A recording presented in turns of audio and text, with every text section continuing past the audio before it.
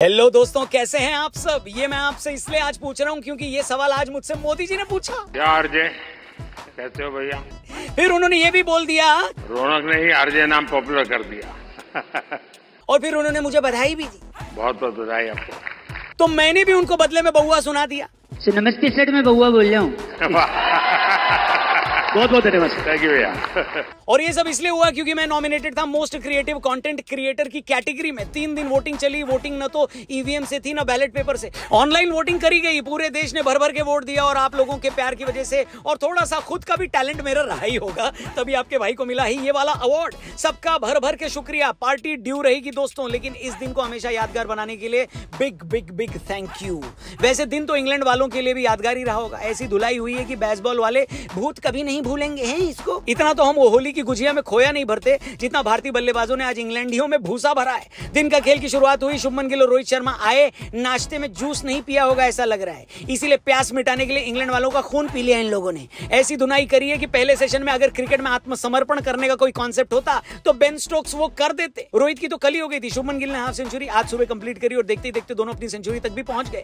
और ऐसा नहीं कि रेंग रेंग कर पहुंचे, बैसबॉल वालों को दिखा दिया कि तेज क्रिकेट खेलना किसको कहते हैं। रोहित भाई ने 3 छक्के लगाए, गिल भाई ने 5। पूरे सेशन में इंग्लैंड वालों को विकेट के लिए तरसा दिया और लंच तक इंडिया का स्कोर हो गया 1 विकेट के नुकसान पर 264। हमें लीड ऑलरेडी मिल गई थी। जब कोई एम्प्लॉय काम नहीं कर रहा होता तो बॉस को सारा काम अपने ऊपर लेना पड़ता है। यही काम बेन स्टोक्स ने किया। जब उन्होंने देख लिया कि उनके सारे गेंदबाज नकारा और निठल्ले हैं तो उन्होंने सालों बाद खुद गेंदबाजी करने का फैसला किया। और देखो, बेन स्टोक्स जब कोई फैसला लेते हैं तो पूरा हो जाता है। आते उन्होंने पहली गेंद पर रोहित शर्मा का विकेट लिया और गेंद ऐसी वैसी नहीं थी। कोई रेगुलर गेंदबाजी भी कर रहा होता तो उसके लिए बहुत बढ़िया गेंद होती। बेन स्टोक्स तो न जाने कितने महीनों बाद गेंदबाजी कर रहे थे। इंग्लैंड को एक के साथ 1 विकेट मुफ्त मिला जब शुभमन गिल एंडरसन की गेंद पर बोल्ड हो गए, लेकिन विकेट मिला, राहत नहीं। अगर कोई बड़ा बुजुर्ग ये कहता कि आजकल के बच्चे अपने बड़ों की इज्जत नहीं करते तो सही कहता है, क्योंकि डेब्यू कर रहे देवदत्त और तीसरा टेस्ट मैच खेल रहे सरफराज ने एंडरसन, वुड, रूट किसी को नहीं बख्शा और चाय तक आते आते 3 विकेट के नुकसान पर 376 का स्कोर पहुंचा दिया। सरफराज 56, देवदत्त 44 पे नॉट आउट। इंडिया की लीड 158। चाय के बाद के खेल का हाल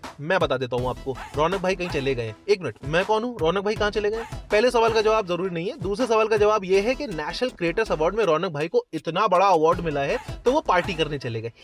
मजाक कर रहा हूँ, लेकिन चाय के बाद का हाल सुनो। चाय के बाद देखो, वैसे तो मन अच्छा हो जाता है, लेकिन हमारा बुरा हो गया क्योंकि सरफराज खान जो कि बहुत बढ़िया खेल रहे थे और लग रहा था कि पहली सेंचुरी वो बना लेंगे, वो 56 रन पर आउट हो गए। और फिर देवदत्त पट्टिकल का साथ देने वाला कोई बचा नहीं। रविंद्र जडेजा भी जल्दी आउट हुए, ध्रुव जरेल भी फेल हो गए और आखिरी सेशन में शोएब बशीर ने इंग्लैंड वालों को थोड़ी बहुत खुशी दे दी। लेकिन यह मैच इंग्लैंड की पहुंच से बहुत दूर जा चुका था। लीड 200 पार कर गई थी। इंग्लैंड ने सोचा होगा कि इंडिया को कम से कम ऑल आउट तो कर देंगे, लेकिन गेंद के बाद यादव जी के लड़के कुलदीप ने बल्ले से भी इंग्लैंड वालों को बहुत सताया। बहुत अच्छा लग रहा है ये देखकर कि कुलदीप इस टेस्ट सीरीज में बल्ले से कामयाब हुए हैं।